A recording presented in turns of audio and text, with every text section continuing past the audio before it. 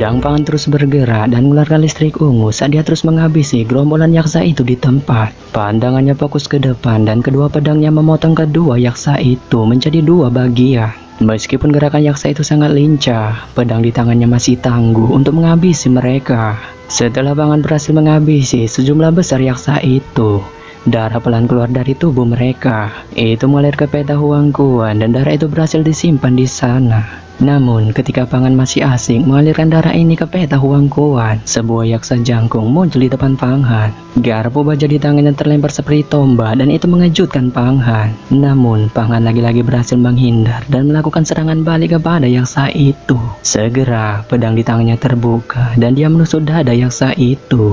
Setelah menghabisi yaksa itu, Pangan menusuk telapak tangannya. Listrik ungu pada pedang itu kembali muncul dan darah dari tubuh yaksa itu tersedot ke dalam gambar Huang Quan. Setelah membereskan semua ini, Pangan melihat altar Dewa Iblis di kejauhan dan menemukan bahwa Pang Qingsui telah mendekati altar. Dia juga terkejut melihat pisau listrik ungu Pang Qingsui membungkus gadis iblis rubah murni beserta bestinya di dalamnya. Namun, ketika dia masih melihat ini, Komandan Shura dengan dua sayap di punggungnya keluar dari persembunyiannya dan terbang ke udara seperti panah Arjuna. Melihat Komandan Shura ini yang tiba-tiba muncul, Pangan sangat terkejut. Dia juga bisa melihat bahwa Komandan Shura ini memiliki wajah yang sangat tampan. Namun, dia juga sangat takut melihat mata merah Komandan Shura ini menatap dirinya. Melihat tatapan Komandan Shura ini, Pangan pelan berpikir cara untuk menghabisinya.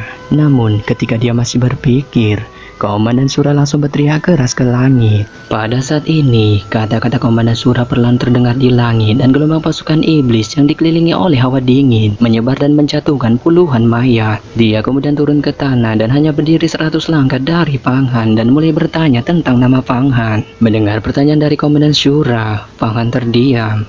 Dia juga memandanginya dan menghinanya karena telah berani bertarung dengan seorang anak muda. Dia juga mengatakan jika pertarungan ini terjadi, dia akan menyebar informasi ini ke seluruh penjuru dunia. Mendengar kata-kata Pangan, Komandan Shura terkejut. Dia mengatakan bahwa Pangan memiliki tubuh yang kuat dan layak bertarung dengannya. Dia juga mengatakan bahwa Pangan adalah murid terbaik di sekte Yuhua. Mendengar kata-kata Komandan Shura, Pangan tidak menjawab. Namun, dia tiba-tiba mendengar suara Xiaolong di dalam hatinya. Xiaolong pun mengingatkan padanya untuk berhati-hati terhadap Komandan Shura ini karena sangat kuat. Dia juga mengatakan bahwa kekuatan Komandan Shura ini bahkan 2 kali lebih kuat dari Pangeran Merah Muda. Mendengar kata-kata Xiaolong di dalam hatinya, Pangan terkejut. Dia berkata kepada Xiaolong bahwa jika dia kerana 10 perubahan, kemungkinan dia bisa bersaing dengannya. Dia juga mengatakan dia akan menghadapi Shura ini apapun yang terjadi, bahkan jika nyawa taruhannya. Mendengar kata-kata Pangan, Xiaolong sangat terkejut.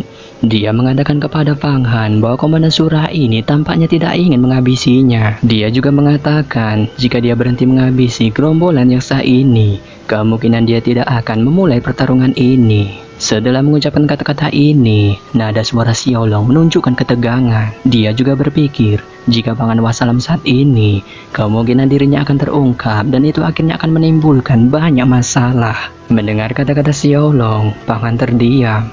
Dia kemudian berpikir dengan cermat dan berkata kepada Xiaolong bahwa tujuan licik Komandan Shura ini adalah untuk menangkapnya. Dia juga mengatakan jika dia tertangkap, kemungkinan dia akan mengancam Pang Qingsui. Mendengar kata-kata Pangan, Xiaolong tersenyum dan mengangguk. Dia mengatakan kepada Pangan bahwa kemungkinan mereka akan memiliki banyak peluang. Dia juga bertanya kepada Pangan bagaimana cara menghabisi yaksa itu yang memiliki sisi yang sangat kuat. Bahkan pedang terbang tidak bisa memotongnya. Namun, Pangan mengatakan bahwa dia memiliki rencana sendiri.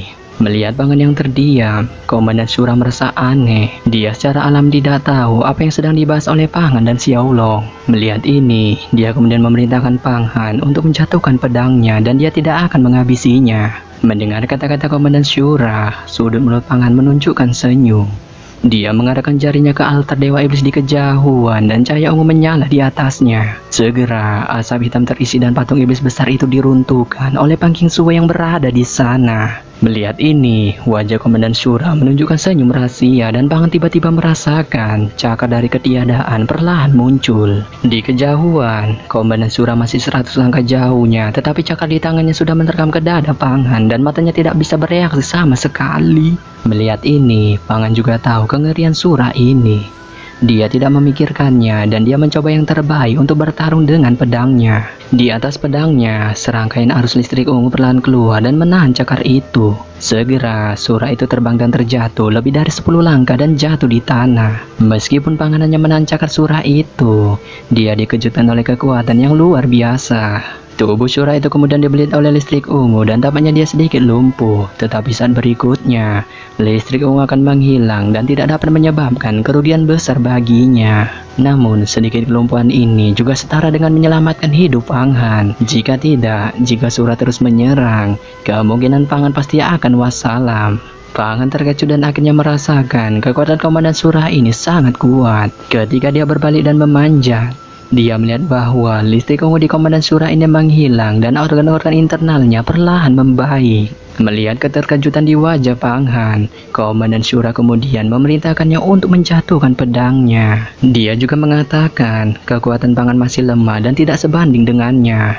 Mendengar kata-kata yang diucapkan Komandan Shura, Pangan tidak menjawab. Tubuhnya bergegas mundur dan dengan kasar melangkah keluar. Ternyata dia terbang menuju sungai yang gelap dan sepertinya ingin menggunakan kekuatan sungai yang gelap ini untuk menghindari dihabisi Komandan Shura. Melihat Pangan yang tiba-tiba ngibrit tunggang langgang, Komandan Shura terkejut. Tubuhnya melintas dan berubah menjadi garis hitam. Tubuhnya mengoyak udara dan membuat suara panjang seperti seruling. Segera, banyak jamur tinggi di dataran ditiup langsung oleh angin yang dibawa oleh tubuhnya. Pangan yang sedang ngibrit tiba-tiba merasakan suara angin menjerit lagi.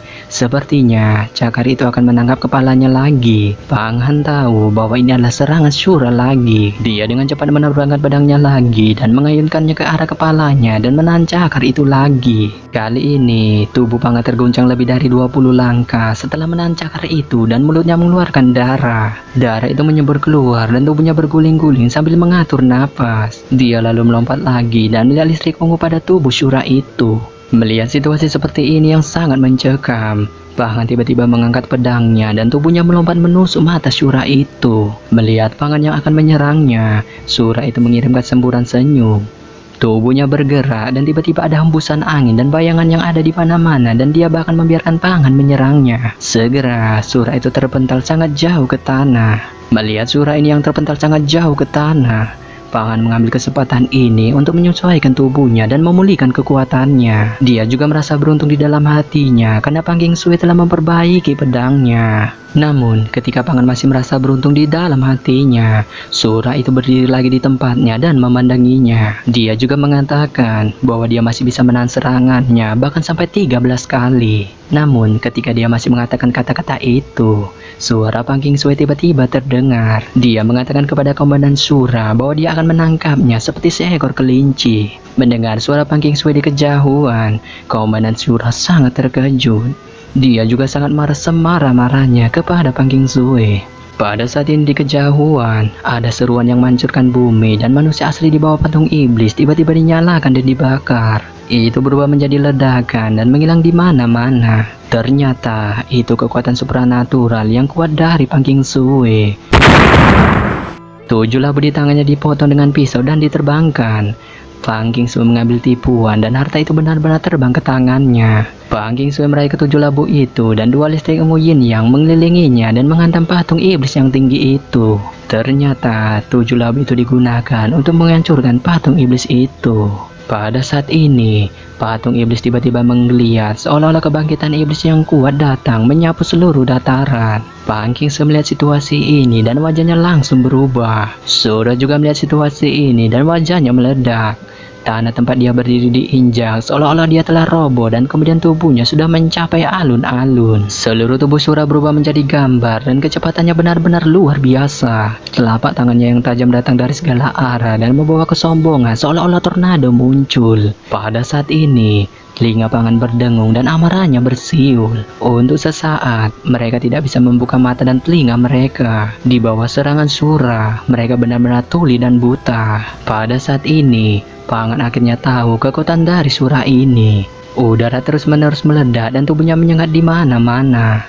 Dia juga tidak tahu kemana dia harus menghindar. Namun, ketika dia mulai pasrah dalam keadaan ini, secercah suara Xiaolong perlahan terdengar di hatinya. Xiaolong juga mengatakan kepada Pang Han jika dia ingin menghentikan trik ini, dia harus menghabisi angin itu.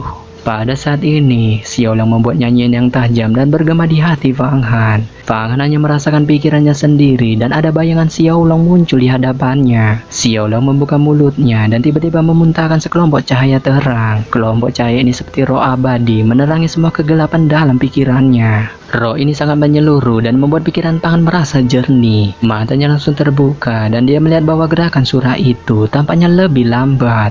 Namun, ketika dia masih melihat gerakan surah itu, cakar besar di tangannya langsung membanting ke arah wajahnya. Yap. Jadi, apakah Pang Han dapat menahan gempuran dari surah itu ya? Ya, kita tunggu aja di cerita selanjutnya. Bye-bye.